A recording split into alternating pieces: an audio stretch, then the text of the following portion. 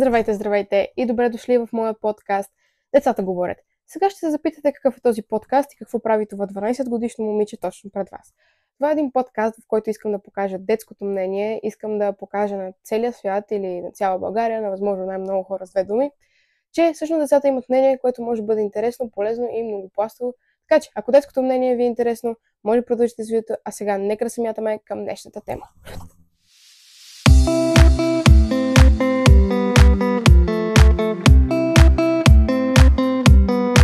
Така, каква ще бъде днешната тема? Днешната тема е една доста по-пикантна, би го нарекла, и една така тема, за която може да станат много конфликти, а именно темата за прайда, LGBTQ и тази общност. Сравнително смятам да говоря за това. Това е наистина една тема, която е в момента много актуална или последните години много актуална. Има много спорове по нея и всеки си има собствено различно мнение. Така че искам да кажа, че в този канал споделям моето мнение. Аз занапред ще каня и гости, деца или дори по-големи от мен, може дори да са възрастни, за да покажем тяхното мнение. Така че за сега това е единствено моето мнение и всеки е свободен да има каквото си поиска мнение. Това си е мое мнение. Така казах на мнение твърде много пъти. А сега да се започнем и с тази тема. Първо, все пак това е един канал, в който говорим за детското мнение. Искам да кажа как рефлектира тази общност, може би на децата.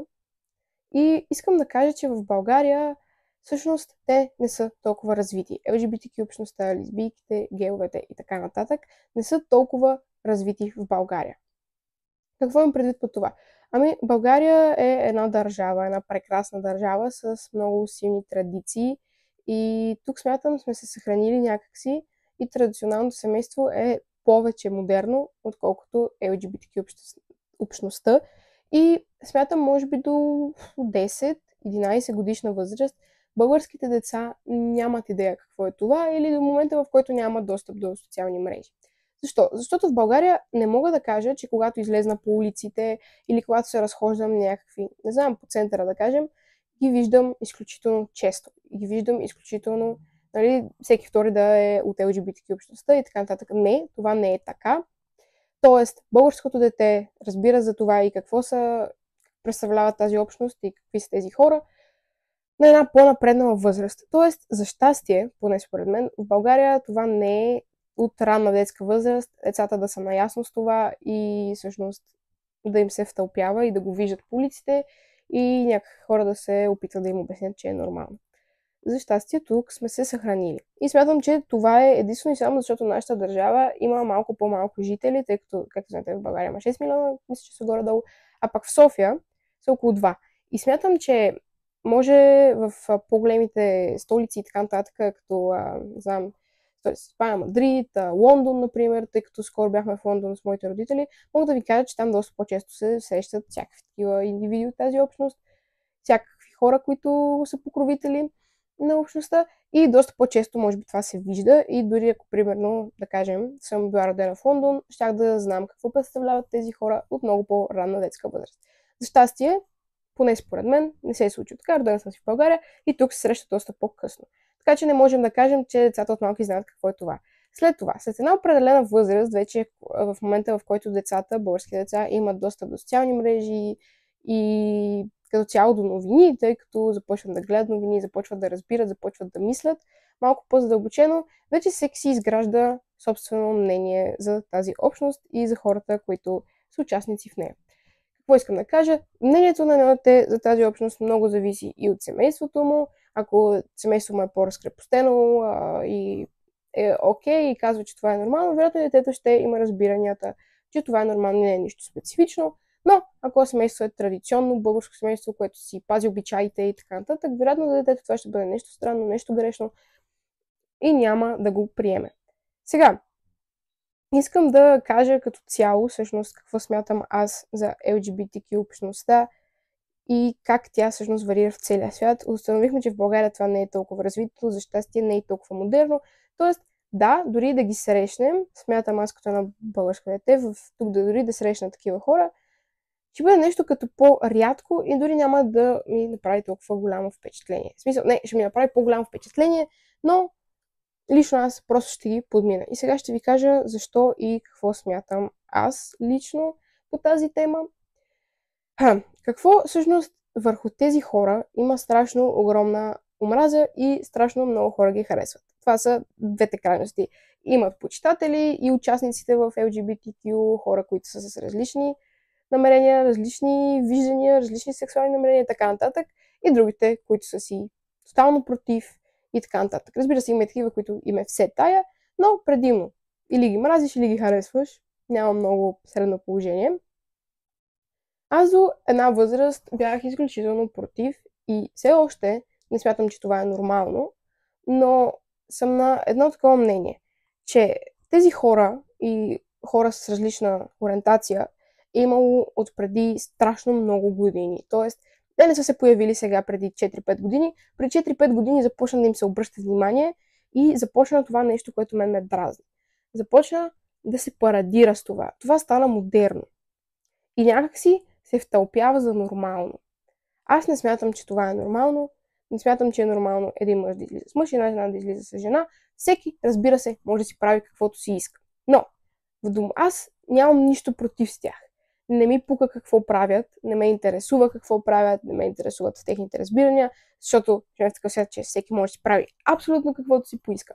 Но до момента, в който те не започнат да парадират с това и не се опитват лично на мен, например, да ми втълпяват, че това е нещо нормално и че това е нещо адекватно.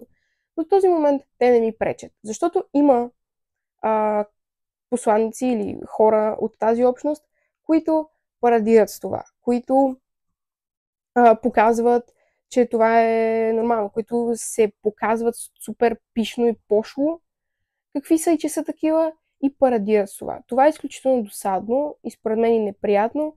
Окей, бъди си какъвто искаш, но не парадирай пред целия свят, не се фукай с това и така нататък, защото има такива членове на тази общност, които ходят и ти го набиват в носа, че имат си каква ориентация и така нататък. Това според мен е изключително дразнещо и изключително досадно.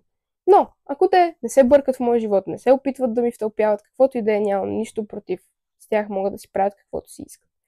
Така че, сравнително това е моето лично мнение за тях. Но тук идва вече и, може би, един от проблемите.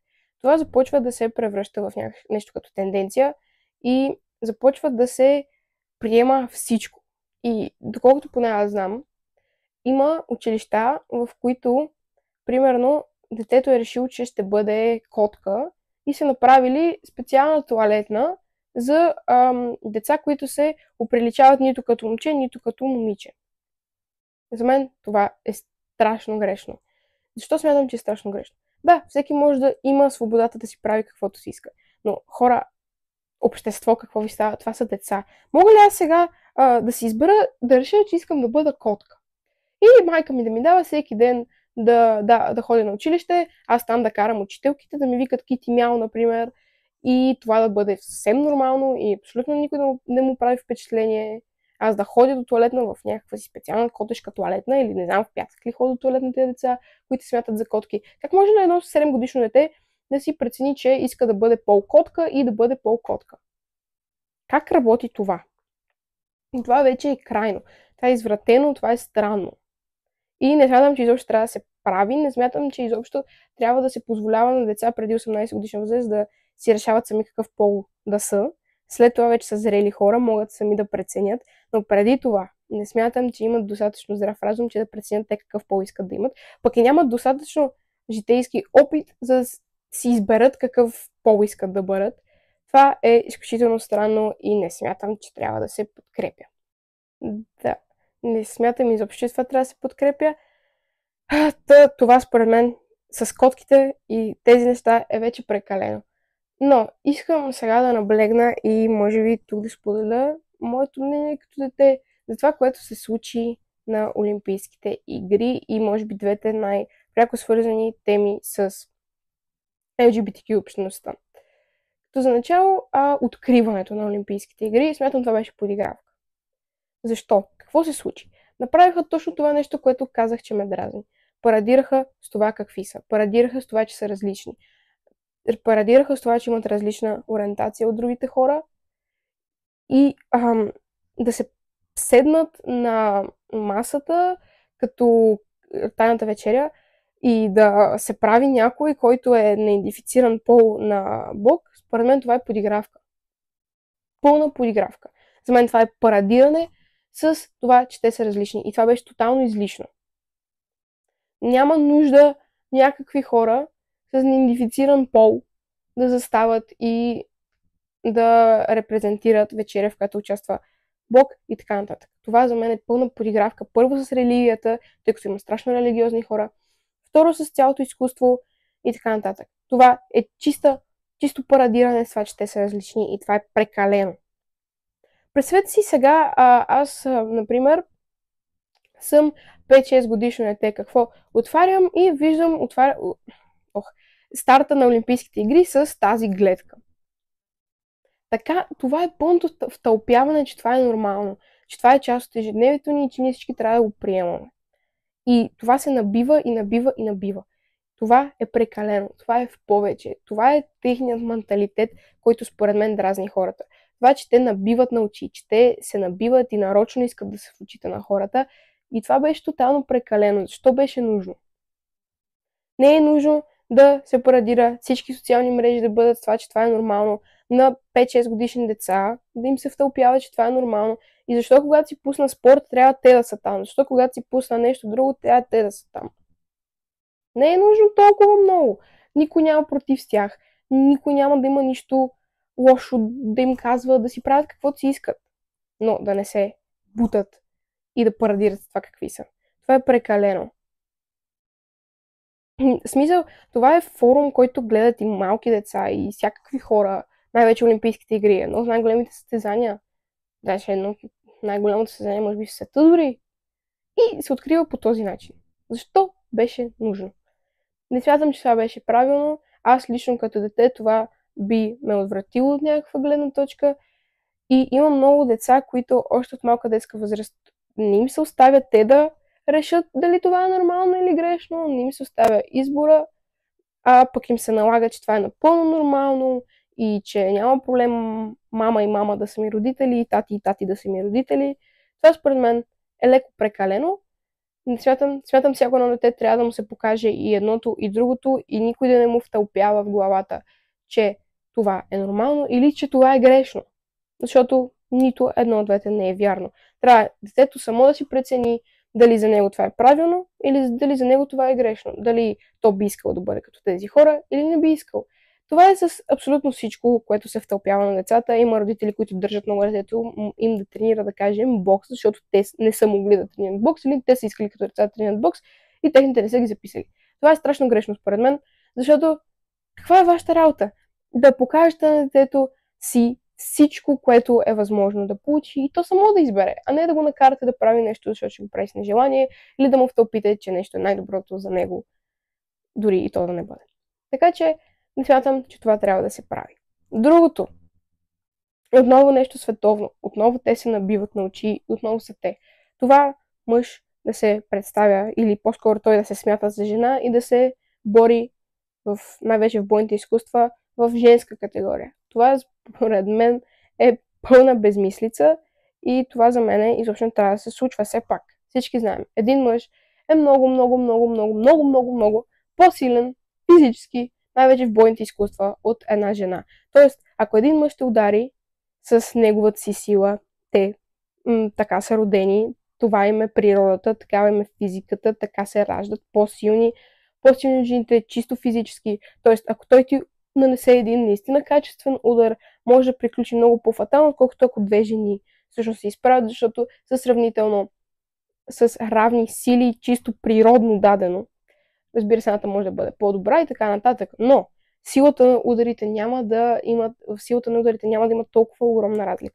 Така че това за мен беше отново едно набиване на очи, а това, че най-огромното състезание на планетата Земя изобщо го приема, е отново чисто парадиране с това, че това е нормално. И че те някакси се опитват на възможно най-много хора да ги убедят, че това е нормално. За кому е нужно да налагате на когото и да е, че това е нормално? Живейте си живота, правете си каквото искате, но не налагайте на хората, че това е нормално. Не за всеки това е нормално. Вие, когато за вас е нормално, за който и да е нормално, нека си го мисли така, нека си бъде така, за който не е нормално, нека си остане така. Защо трябва да се набива на очи и да се бута, че това е нормално и това е правилното и това е единствената реалност, че ние трябва да живеем с тях и така. Не смятам, че това трябва да се прави и това с този трансджендър, който играе в боксовата категория за жени, всъщност е мъж, е отново поредното нещо измислено от тази група хора, за да може да се покаже, че това е нормално. И това е изцяло в повече. Напълно в повече. Има и много други видеа, в които детето още е бебе, а пък вече са решили, че той е, например, гей или така нататък. Това е моето мнение. Грешното е, че се налага за нормално. Тези хора, аз нямам нищо против тях. Защо? Защото и преди страшно много години тях ги е имало, просто са се криели, защото това е било нещо изключително нередно. Мисля, че дори не съм убедена, тук е било наказуемо, когато изпитваш някакви такива чувства към същия пол. Не съм убедена, но преди 100-200 години, може би 100, миналия век горе-долу, не, 100 години са много. 50-60 години, мислете ме, вероятно отново ги е имало. Има ги от страшно много време. Просто преди се криели и изведнъж стана един бум на това нещо и какво се случи? Стана модерно. За мен това е най-голямата грешка. За мен като дете това е най-неправилното нещо, че се бута в очите на хората и се парадира с това. Защото ако това не се бута и не се парадира с него, няма да има никакъв проблем. На хората няма да им пука и за хората ще е все тая. Но изведнъж то гръмва, става модерно, всички започват да са така и някак си имам чувството, че дори хора, които по принцип ориентацията не им е такава, дори не се привличат от същия като тях пол, просто защото е модерно, изведнъж започнаха да го правят и те. И някак си това стана най-нормалното нещо, то стана по-нормално, отколкото един мъж и една жена да бъдат заедно и така нататък. Ако не се парадира с това, на мен лично ми е се тая. Да, на улиците. За мен това е леко отвращаващо. За мен това е леко странно. Когато видя, примерно, жена и жена на улицата да се целуват, да, на мен ще ми стане неприятно. Аз обаче не съм човека, който да ходи да го казва, ще ми бъде гадно като дете, вероятно ще си затворя очите, ще се обърна и ще си тръгна. Но за много деца, дори да видят и мъж и жена да се целуват, отново ще им бъде неприятно и гнусно, така че ще се обърнат, също ще си тръгнат. Не мога да кажа, но определено. За мен това е неприятна гледка. За мен това е гадно, гнусно. Но не ми пречат. Могат да си правят каквото си искат, както всеки един човек живее в такъв свят, че всичко е свободно. Отново повтарям.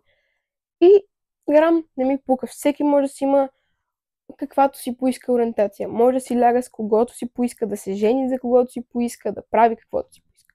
Но момента, в който това се парадира, момента, в който единственото нещо, което има в интернет е това, момента, в който на Олимпийските игри се допускат мъже да се бият с жени, момента, в който Олимпийските игри се откриват с седнали трансджендери, като картината ми, че всички знаят за този случай и се правят на Господ и така нататък. Това вече е прекалено и това вече е това, което страшно много ме дразни, че се парадира. И всеки може да си прави каквото си иска. И другото, това с котките и децата в Америка, което най-вече се случва, вече е прекалено и хората са поудели. Няма как едно 6 годишно дете да реши, че е котка и ти да му построиш тоалетна, за да бъде котка и в училище, вместо да му казваш по име, да му казваш кити мяу, мяу, коте или каквото иска да му казваш. Това, според мен, е вече прекалено, не трябва да се толерира, и не трябва да се парадира с другото. Това е моето мнение. Много бих се радвала, ако всеки един от вас напише своето долу в коментарите или където пожелае. Занапред, както казах, ще имаме гости и възрастни, и деца, тъй като за мен тази тема е интересна и бих искала и други деца да чуят какво смятат за LGBTQ общността.